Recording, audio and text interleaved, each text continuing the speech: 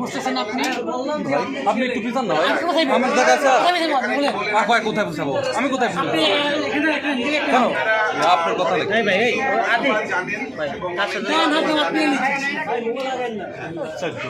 ভাই আপনি কি আগেও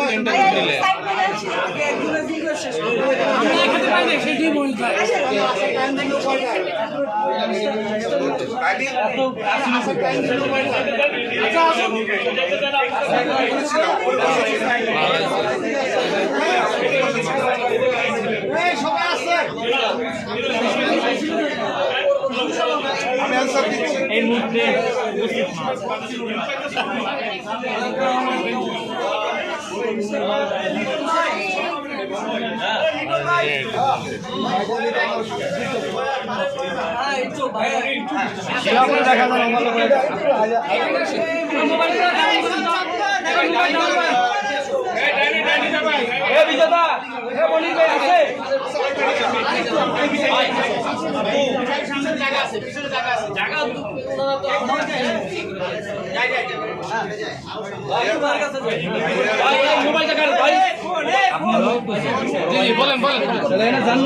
ভাইয়ার প্রশ্ন ছিল মেয়েদের মেকআপ স্টুডিও এখানে আমি ছেলে হয়ে কি আপনারা অনেকেই জানেন আবার অনেকে হয়তো জানেন না বিউটি ইন্ডাস্ট্রি নিয়ে কাজ করছি এবং অ্যাজ এ প্রডিউসার আমার একটা প্রতিষ্ঠান আছে যেখান থেকে বিউটি কেয়ার প্রোডাক্ট প্রডিউস হয় এখান থেকে আমি বিউটি কেয়ার প্রোডাক্ট তৈরি করি এবং সেটা সারা বাংলাদেশের বাজারজাত হয় তো যে কোনো পার্লার এবং যে কোনো এই ধরনের বিউটি রিলেটেড প্রতিষ্ঠান আমার প্রতিষ্ঠানের সাথে সংযুক্ত তো এটা হচ্ছে আমাদের relation between the beauty parlour and my company ধন্যবাদ আর কারো প্রশ্ন আছে খুব ভালো একটা দিন তবে আমরা গণমাধ্যম কর্মীরা একটু দুঃখই পেয়েছি বলা যায় কারণ আমরা আজকে বিকেল 5টায় এসেছি আর এখন 5টায় আমাদেরকে অর্গানাইজিং টিম থেকে আসতে বলা হয়েছে এখন তো 8:30 বাজে তো এই যে সাংবাদিকদের ডেকে এরকম অপেক্ষা করিয়ে রাখা এবং অনেকের ছবি আমরা লিস্টে দেখেছি তারা এখানে আজকে নেই এটা কি আসলে একটা প্রতিষ্ঠানের শুরুর সময় এই ঘটনাটি আসলে প্রীতিকর হবে কিনা দেখুন যাদেরকে ইনভাইট করা হয়েছে ওখানে তো আমার ছবি ছিল রাইট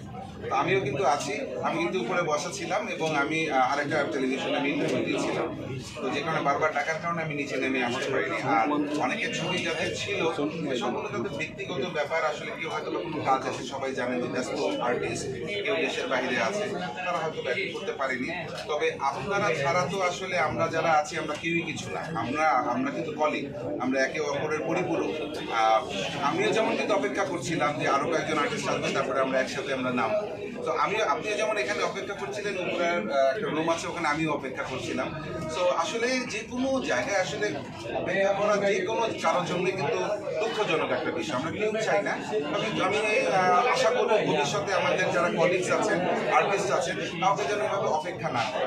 ঠিক আছে না আসলে না আসবে কোনো সমস্যা নেই কিন্তু আসি যদি কনফার্মেশন দিই ডেফিনেটলি আমরা আসবো এবং সবার সাথে একসাথে আমরা কাজ করবো।